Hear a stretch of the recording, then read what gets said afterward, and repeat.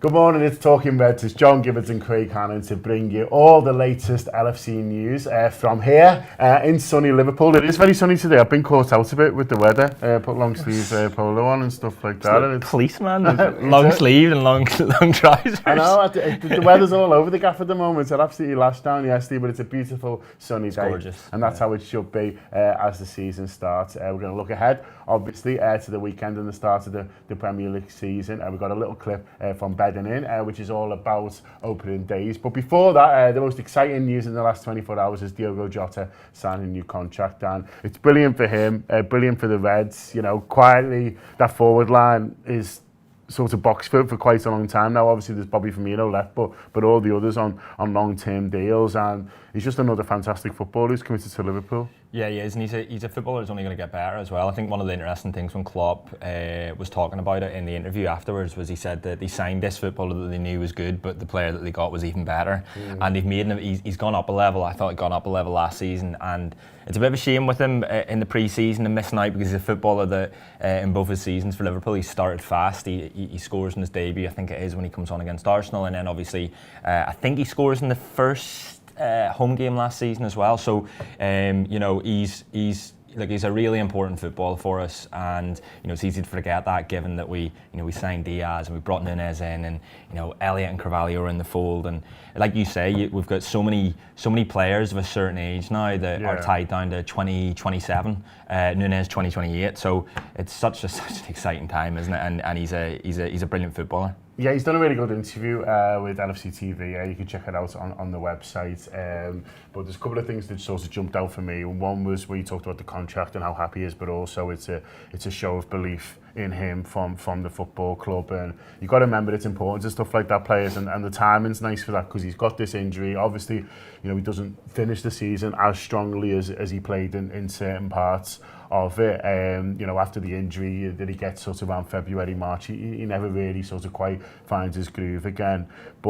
And he picked up this injury in the summer as well as started, but it's the club saying, like, you know, don't worry about that, we're going to give you this deal because we know what we can do. You've shown what you can do, how you developed as a player here, and we believe in you, and it's obviously a nice thing for him. Yeah, the deal's based on what he's done up until this stage and what they also think he's gonna go on to do, and I think, you know, the timing of it is brilliant in my opinion, in terms of, like, these are young players, and you know, they've got these, you know, Diaz has come in, and then we've had Nunez come in, and Liverpool have decided that after these two players have come in, that they're going to show Diogo Jota how much he's valued and how much you know, he is part of this, he is part of the future of Liverpool going forward. And I love everything about him, and I love what Pep Lijnders said, where he talked about, like, when he came in, he was like almost like ready-made for Liverpool in terms of his intensity, in terms of his press and his counter-pressing. The thing that I've loved about him is his mentality. Like, he's got everything that you want from a footballer. He seems to be level-headed. He was brilliant in the interview that we did with him. It's out for free on YouTube, by the way. You'll find it on our Twitter and our YouTube, of course. But I love, like, the fact that he gives it to the Leicester fans, and then he talks about giving it to the Leicester fans. He wasn't coy about it. I love that about him, and like I said, I think we're just really, really lucky to have him, not just because of what he's done down the middle for us, and the fact that he looks a real natural goal scorer, but obviously he's able to play along the front line, and that's massive in this Liverpool squad.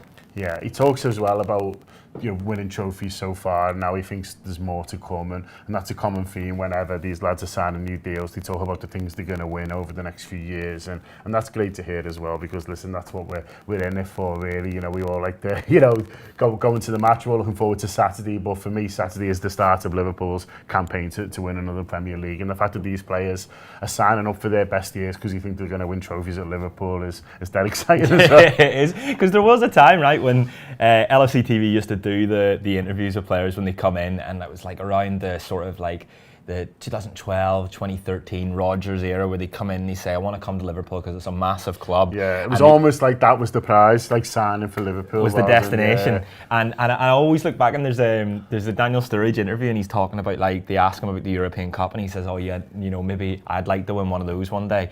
And at the time, you'd probably been watching that thinking, that feels far off, you know. and obviously he achieves it just before he leaves, which is incredible. This feels like a completely different time. But when these footballers sign now, they sign knowing that, you know, that when they look around and look at these footballers that they've got amongst them, that, you know, all these footballers are thinking exactly the same thing. You know, it's trophies or failure. And look, you know, they won 2 of them last year. Last year wasn't failure, it was disappointment. I think that the 2 things are different.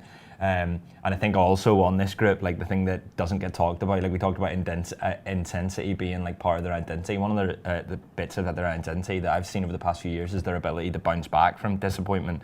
Diogo Jota signed that contract thinking next year I'm going to win the Premier League. I'm going to win the Premier League for Liverpool. And how exciting is that mentality to have across the squad? I agree with him. Good old Diogo. We did a Diogo Jota t-shirt. You can buy it now. It's available on our shop. If you just go to the AnfieldWrap.com/shop, you can see the Diogo shirt and all the stuff we got on sale over there. There's a nice little picture of Jota with this, isn't there? Knocking around as well. We gave him as a present. I think he liked it. He might have just been polite, but I think he liked it.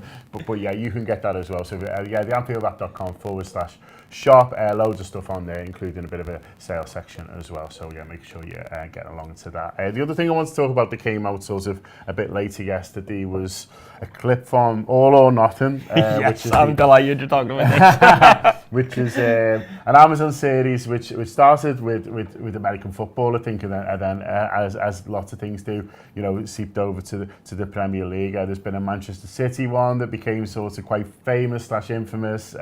Pep Guardiola shitting himself about Liverpool in the Everton dressing room, which was really a sort of a funny thing. But Liverpool, because, you know, we get everywhere and everything is about us, have seeped into this Arsenal one as well. And there was a little clip from it yesterday. If you haven't seen yet, it is on the Anfield Wrap's Twitter, of course it is, where Mikel Arteta is piping through You'll Never Walk Alone into training to get them mentally ready to play at Anfield.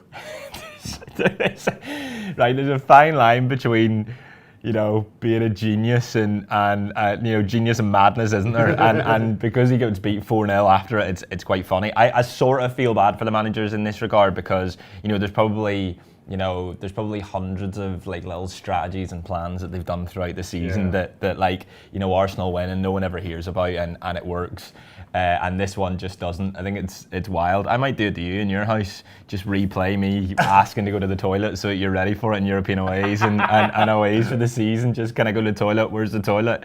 And do you know what? I can never work out whether I like Arteta, and then I see this and it just it really made me laugh. There's some quotes that I like because it's very sort of complimentary to Liverpool. So this is understanding his psyche, sort of why he did it.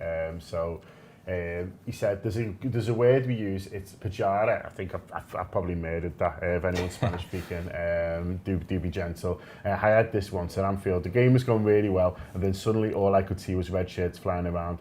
The game was passing all over me, and I could not react. People will say, what's he doing? And I think I cannot do it physically and emotionally. I cannot cope. Everything's going too fast. I only had this feeling in my career once, and it was at Anfield. And so he's almost saying, well, he is saying there that the crowd at Anfield, and it's funny because I saw a lot of people on Twitter last night saying, oh yeah, you know, Dave from Chelmsford says it's the crowd shit at Anfield and look at all this evidence and stuff. And listen, there are occasions where Anfield is a little bit quiet, and there's occasions where, you know, we'd all like the atmosphere to be a bit better. But there's also other times where it almost has a life of its own, and it almost like becomes this force that drives us. And as Arteta says, you know, we do struggle to cope with. There's so many famous nights, you know, in Anfield's history where the crowd almost becomes this like greater being, and no one knows what the fuck to do about my lads who think we're just going to ride this, and that's what he's talking about there, isn't he? Yeah, because when opposition fans throughout the Premier League are talking about it and saying they've gone to Anfield and it's shit, well, those big atmospheres aren't for you because we don't really need them. They're not necessary. You can't conjure them up every game, can you? Yeah. Or else they become wallpaper. Yeah. So And he's the latest in a long line of footballers. I always think of Matt Hummels talking about it in the Dortmund game, where like he's trying to, you know, he gets the huddle going, but he's trying to relay information to his mates, and just no one's taking it in because no one can hear it in the first place. And I love that one. That's not a European night. You usually hear it at European night, but that's 2014. I'm almost certain he's talking about there. That's the Liverpool Arsenal game where, you know, we're just absolutely brilliant, and for 30 minutes they can't live with us, and you can sort of see it. Like you can imagine it as well. Like especially that side in 2014, like they're just. it just all gets on top of you and it's all too much. And I like the way he says that it's mentally, not just physically as well. Like you're having to fight with both things. So I could see why he's tried this, but at the same time, like it's not like we're singing "You'll Never Walk Alone." There's Mo Salah runs down the wing, like, you know. I'm not singing that the entire game. Do you know what I mean? Yeah, he's better off just getting just get loads of scallies down to skip them as the training. Is what he should have done. Loads of lids down just to fucking tell them all how shit they are for 90 minutes and stuff like that, and get in their heads. Who's this lad in a catwig calling me shit? I can't wait for next year's All or Nothing when Arteta's listening to this. He's gone. Yeah, you might do that, John, you know. It's worth a go. It's all about marginal gains. Is what the game is all about, and Craig. You know, that's what we celebrate, Jurgen Klopp's marginal gains, because at the end of it we see success. Yeah. And Arteta's trying it. He's trying, like, it's the equivalent to getting that diver down. You know, hold this water for ages. Yeah. It's little things, isn't like it? if we got the surfer and then finished 7th. That's you know the what I mean? surfer, I mean. Yeah. Everyone's getting the surfer. But instead, everyone the European Cup. Up the Reds. So, see, marginal gains, if they work, you're brilliant. I mean, it's funny though, isn't it? Because Jurgen's been on record saying, like, if they got this stuff in, like, you just get off. Yeah. And you can sort of see why, that's the Rodgers envelopes of this year, isn't it? Yeah. It's like in the day Liverpool, when you see him do that, and he's heard Sir Alex Ferguson do that, and Alex Ferguson's probably done that, and it's worked, and he's won the treble or something. Yeah. So he's gone, I'm going to do this, but then he stood in front of like fucking John Flanagan and Martin Kelly going, we've got 3 envelopes and 3 of your names are in them. Martin Kelly's like, only 3. And Jared's like, what the fuck's this? And then it turns out there was no one in the envelopes apparently. Mind games that didn't work. Yeah. If you work, you're a genius. If you get beat 4-0 at Anfield like Mikel Arteta does, then you end up looking a bit silly. But that is football. Listen, we're all looking forward to the start of the season, of course. The Anfield Wrap's got loads of great content out now at the start, building up to it. Obviously, we're going to be ramping it up between now and Saturday. We've got loads of great stuff going out. But yesterday, on our video product, we put out a bedding in, and we talked about opening games past, opening games we remember, whether it matters to get off to a fantastic start or not. So here's a little clip from that bedding in. All eyes on Liverpool, Ian. One of the things I still remember again from that season was we win the first one, then we got Southampton in the second one, and we get the result we get against Southampton. And that day, City dropped points at Tottenham. And it might even have been at home to Tottenham. And it genuinely felt like they dropped points in April because there'd been the run-in, and the run had just kept going, and the next season had started. And you're just in the back of your mind thinking Liverpool and City might just win forever. When they dropped those points, I can remember just feeling unreal. And that now is because of what Liverpool and City have done. That's now how football works, whether we like it or not. From the first game of next season, any dropping of any points on either side, until it happens 3 or 4 times, I'm just going to be like, oh, come on, let's go. Yeah, I think you're right, because those 2 teams have set the bar so high. Any drop points now, whether it's first game or middle of the season, it just feels so significant. You know, I think when years gone by, you remember some big opening day shocks just in general. The United team that goes to Villa Park. Yeah. I think, that the notorious kind of, don't win it with the kids. That was an opening day game. Well, they're going to win the league that season, as everyone now knows. But if you were to go and lose the opening game now and get beat 3-1, I think as it was then for United, that would feel catastrophic because of the levels that Liverpool and City have set. It's so important to get off to a good start, and I'm delighted with the fixture. I think there might be a Friday night this season. I think Arsenal might be on the Friday night. Again? So I think they're bastards. a Friday night game.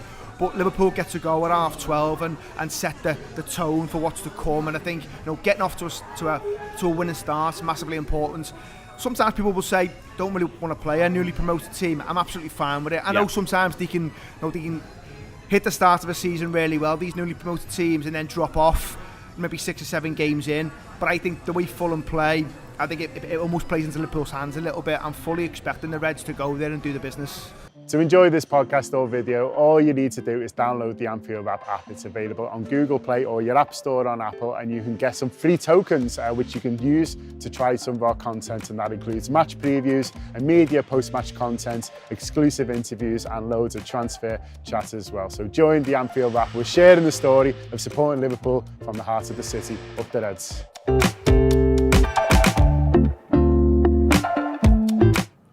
there you are. If you want more of that, make sure you download the Anfield Wrap app, subscribe. There's video and audio. You can subscribe to both. We think it's a fantastic time to do it. Loads of great stuff coming up. Of course, the start of the season, so an exciting time to be a Red. Everything's possible at the moment, and that's how it feels. Me, I'm so excited. I wasn't excited until the Charity Shield at the weekend, and then you remembered we're the best team in the world. Well, yes, but also just the. I didn't go. I was at a wedding, so I was watching on a phone. But just watching the end, whenever the Salah goal goes in, and obviously the Nunez and your new striker signing and scoring immediately.